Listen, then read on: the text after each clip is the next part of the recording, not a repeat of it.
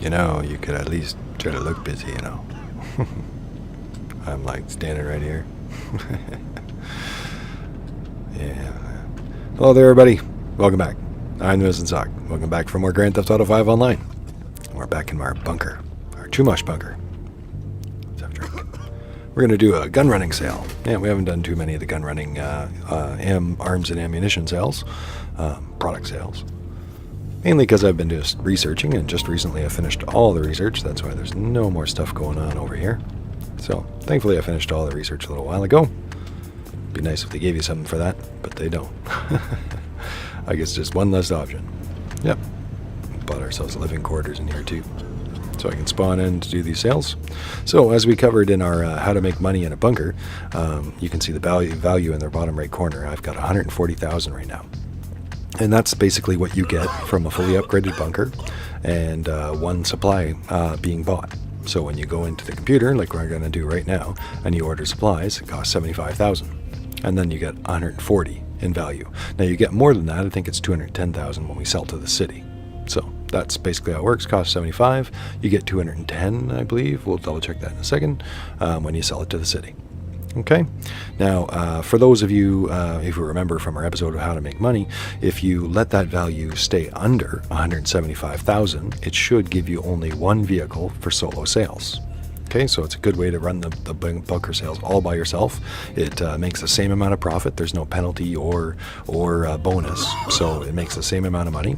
And for a lot of people, it's the right level, because 175,000 in value or less, and that way you, as a solo player, you can get one vehicle, and away you go and do it yourself.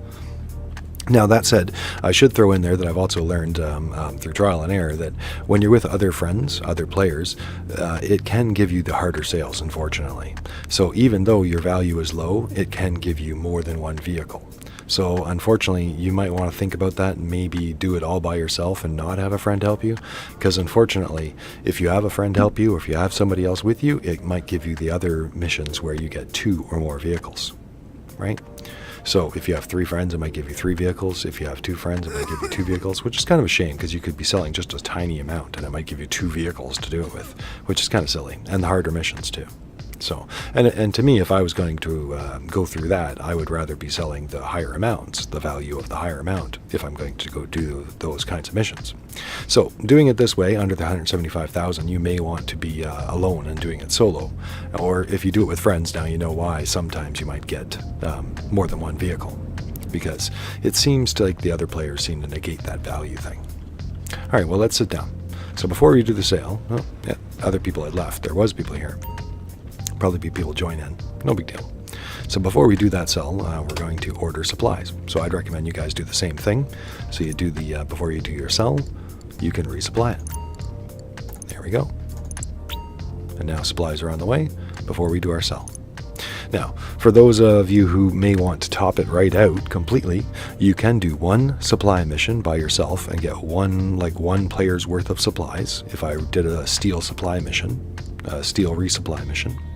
And basically that gives you about $28,000 worth of extra. So that should put your total amount to about $168,000 and still be under that 175. For those of you that want to maximize the most without going over into 2 vehicles, without going over that $175,000 level. Okay, now I just kind of, to keep it simple, so I just order one in, order a supply in, and sell it later on, and order one in and sell it later on, and order one in and sell it later on. I find that's a little easier than worrying about the other things.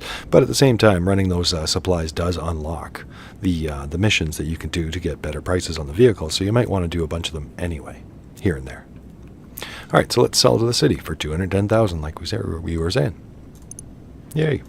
So it's nice that their bunkers, my bunkers, finally making money after all that research. That's a lot of time and effort. That's a lot of money. Do not like the way they did that. We're all business today. The guns are in an Insurgent. Get it to the buyers and your job is done. All right. Yay. All right. So this is the Insurgent sale. All right. Not sure if we covered that earlier or not. We probably did. So I've done this one a couple times now that I've done the solo mission and finished the research. Basically, unfortunately, as a solo player, nobody can drive the gun without stopping. So that's a bit of a shame. But the good side is that it's a fast vehicle, and it's very tough, and it can crash right through. Now, I've had many of these missions where nobody attacks me at all. And I've had other missions where there's been plenty of AI attackers, waves, that come at me. But usually I can easily drive by them and evade them and keep them behind me. And if I wanted to, I could always stop somewhere and kill them, or even call in a backup vehicle, like a Kuruma or something, if I wanted to, and do something about it that way. You can also, if you listen to my advice and didn't have a friend help you to have one vehicle, they could always just help you as their own company. Just make sure they don't hurt you by accident. But they could always help you as another player kind of thing too. Yeah, so apparently I've got stars. Did I get stars? Not sure if I caused that somehow. I don't think so. Not sure. Game can be a little odd sometimes. But the new patches have definitely made it better, but it still can be glitchy. Let's get up here. So the mission might be giving me a star. I'm not sure, but it's kind of strange to give you a star. Usually it gives you 2 or 3 if it's part of the mission. I could just call Lester. But I don't think we're going to have to worry about it. Yep, there we go. So far it seems like this is the mission where nobody attacks us. So, nice and straightforward. You just have to watch out for other players. You only have a 15-minute timer, but in many ways that's plenty of time. You know, if I was a further away bunker, I just have to go a little faster just to be sure. But it does give you enough time if you wanted to go around the far side of the city or anything like that to get around to the GPS. Remember, you don't have to follow that yellow line exactly where it tells you. Sometimes you're better to go around other players or other things. Or even to go other ways that you know are faster. Sometimes that GPS can send you in strange ways. Alright, so this is a little entranceway in here. I haven't been to this location yet. There we go. Get this little cutscene, which is blocked by a bush this time. And that's that. Money made. And we don't even have to leave the area or anything. Alright, we delivered a weapon shipment. 210,000 more. Which is great because we just bought our facility, so we need to get some money back. Buy ourselves an Avenger. Alright. I guess we'll call in our buzzard here.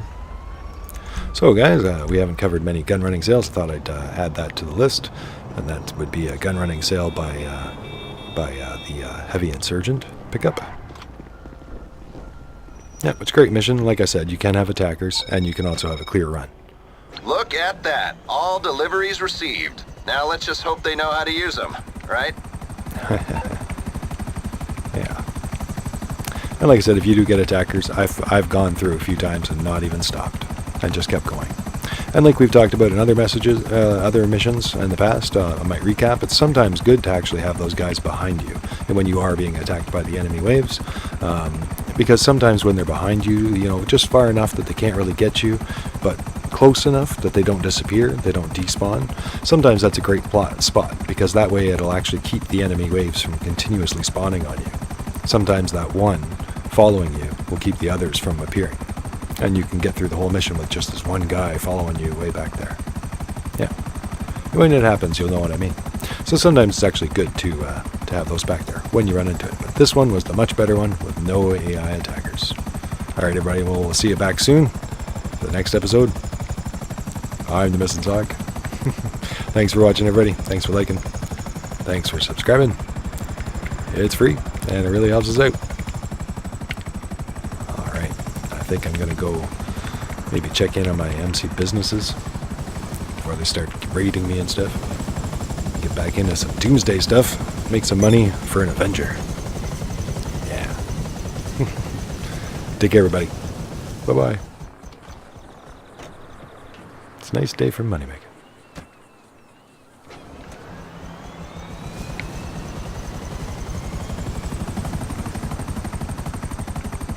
Oh, and in closing, the bunker is usually ready in about, well, I should time it to be exact, but I would say it's only an hour or two. It's not very long at all. Although, obviously, it'd be nicer if it was faster, but I usually fit it in between other things like your CO car sales and all those other things you can do, and then go back and do that every now and again. And the bunker's always making money, which is kind of nice that way, when you're logged in anyway. Take care, everybody. Bye-bye.